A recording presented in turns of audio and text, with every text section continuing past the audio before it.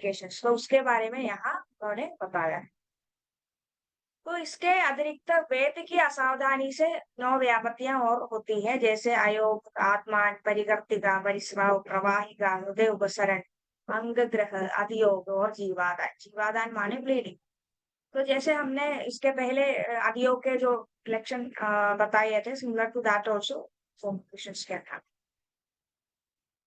तो इस प्रकार कुल मिलाकर 76 व्यापत्तियां होती है।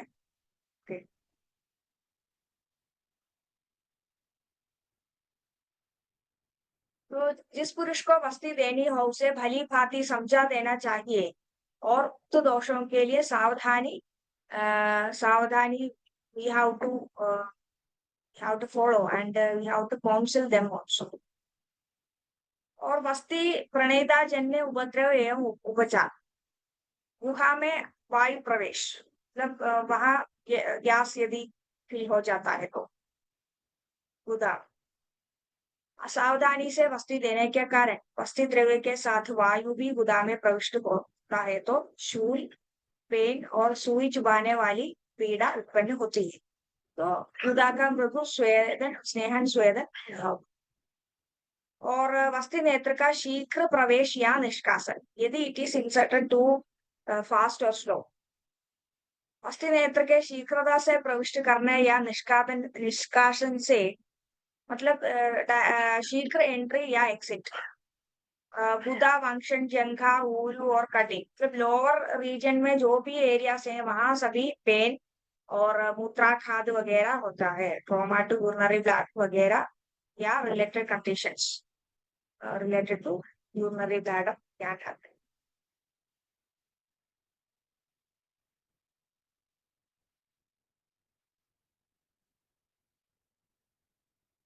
और उसका चिकित्सा है कि जो भी अन्नपान वगैरह जो वात को कंट्रोल करता है, वादक में अन्नपान है, उष्ण स्निग्ध मधुर आहार, अभ्यंग, स्वेदन एवं अनुवासन या पिच्छावस्थी। पिच्छावस्थी भी एक टाइप ऑफ वस्ती है।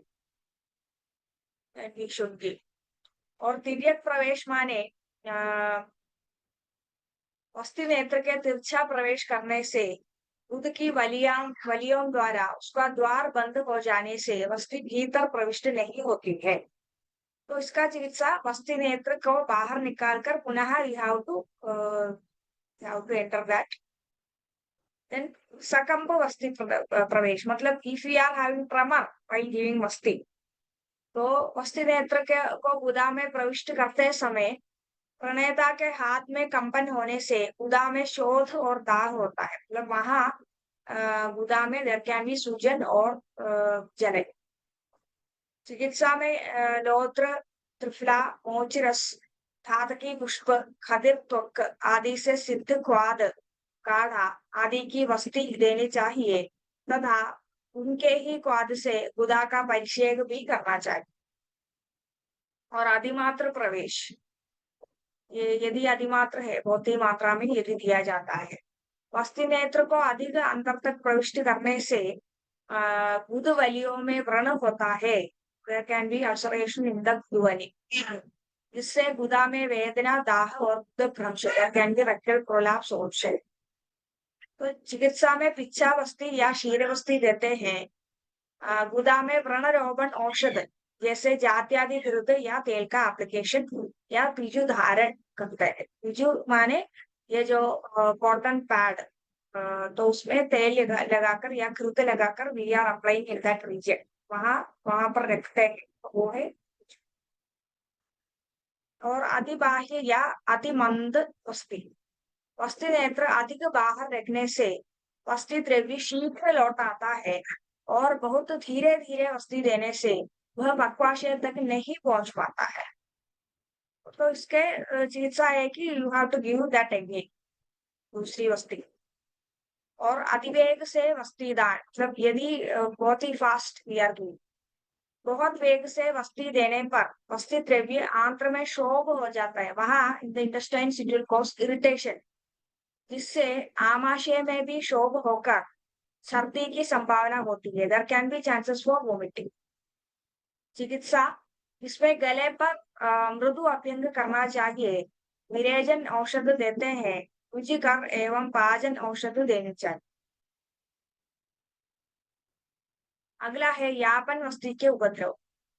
पंचकर्म चिकित्सा के समय आदुर को उच्चैर भाष्यादि 8 महादोषकर आपत्तियों का त्याग करना चाहिए। यदि इन परिहारियों का ठीक तरह से पालन न किया जाए तो अनेक व्यापक उत्पन्न होते हैं।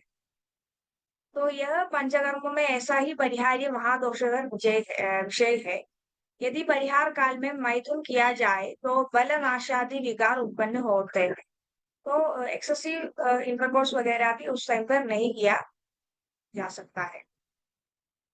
इन विकारों की चिकित्सा यापन वस्ती द्वारा की जाती है। यदि ये रिलेटेड कॉम्प्लिकेशंस होते हैं तो यापन वस्ती एक सज्जन ट्रीटमेंट है।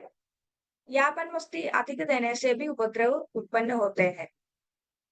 यापन वस्ती में भी व्यायाम, मैथुन, मद्य, मधु, शीत जल, शीत भोजन, क्षोभ इनका त्याग करना चाहिए। यापन वस्ती के उपद्रव निम्नोक्त। तो if yapan vasti is not given properly, then this can happen. शोध, अग्निनाश, पांडु, शूल, अर्श, परिकर्तिका, ज्वर आदि सात। तो चिकित्सा में दीपन पाचन औषध देना चाहिए और अरिष्ट योग फर्मेंटेड जो ऑपरेशन है आयुर्वेद में उसको अरिष्ट कहते हैं और क्षीरपान सीधु वगैरह का सेवन करवाएं। तो यापन वस्ती का उचित काल में प्रत्यावर्तन न होना यह भी एक व्यापक है। तो यापन वस्ती जब हम देते हैं तो यदि ये भी शरीर के बाहर प्रॉपर टाइम पे नहीं आता है तो that is also another complication. तो यदि बहुत मृदु औषधि से सिद्ध यापन वस्ती दी जाए तो वह शीघ्र ही वापस नहीं आती।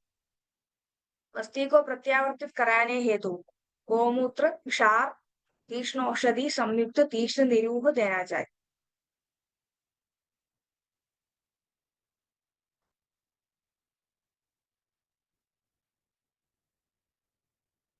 और वस्ती परिहारी विषय और काल। तो मतलब परिहार्य काल वगैरह मतलब यदि हम वस्ती को 8 दिन देते हैं तो into twice 16 days we have to see the pathya and all these things in our diet and lifestyle, then only you will get proper result.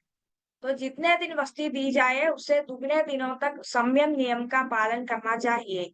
निम्न का परित्याग करना चाहिए। देर तक बैठना या खड़े रहना, अधिक बोलना, यान आदि की सवारी करना, दिन में सोना, मैथुन करना, वेगों को रोकना, शीतल आहार विहार का सेवन करना, धूप में बैठना, शोक या क्रोध करना, अकाल में व अहितकर भोजन करना। तो अगला वी आर स्टार्टिंग विद अनुवासन वस्ती।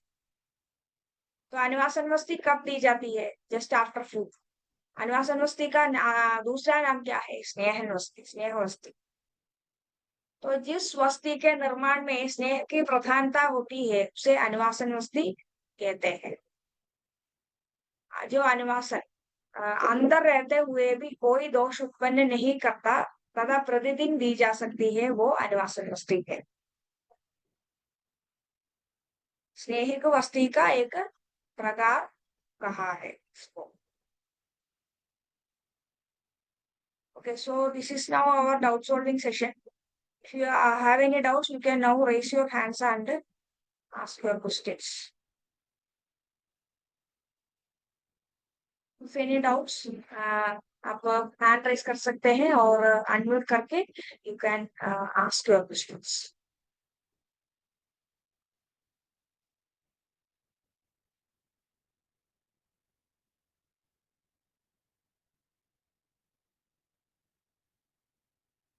So when we are studying about the Panchakarma, then you can find a pattern in everything, है ना? मतलब पूर्व कर्म, प्रधान कर्म, पश्चात कर्म करके there are 3 steps. पूर्व कर्म में somewhat similar only, but इसमें क्या difference है? The instruments and materials used. ना ही difference है, लेकिन उसका जो steps वगैरह जो लिखते हैं वो same only. और प्रधान कर्म में that is different only. But in the complications and indications and contraindications, तो उसमें भी common points, many of them are having common points. For example, ये जो कॉन्ट्राइंडिकेशंस है, जो गर्भिणी है, ये बाल वृद्ध, जो सुकुमार देह प्रकृति वाले हैं, उनको many of the panchakarma is not possible, है ना, उन्हें नहीं दिया जा सकता है। और इंडिकेशंस में मतलब ये जो स्नेहन स्वेदन वगैरह, definitely it will come before panchakarma. मतलब panchakarma, for example, a person is how to be given virechana या हाउ टू बी गिवन मस्तिष्क, तो उसके पहले स्नेहन और स्वेदन दे शुड बी गिवन। तो वो इंडिकेशन ऑफ स्नेहन और स्वेदन में जो व्यक्ति को विरेचन देना है, जो व्यक्ति को वमन देना है वगैरह, इंडिकेशंस में आता है इन स्नेहन और स्वेदन। और पश्चात क्रम में भी संसर्जन क्रम वगैरह कॉमन है, मेनी ऑफ देम। और ये जो परिहारी विषय के बारे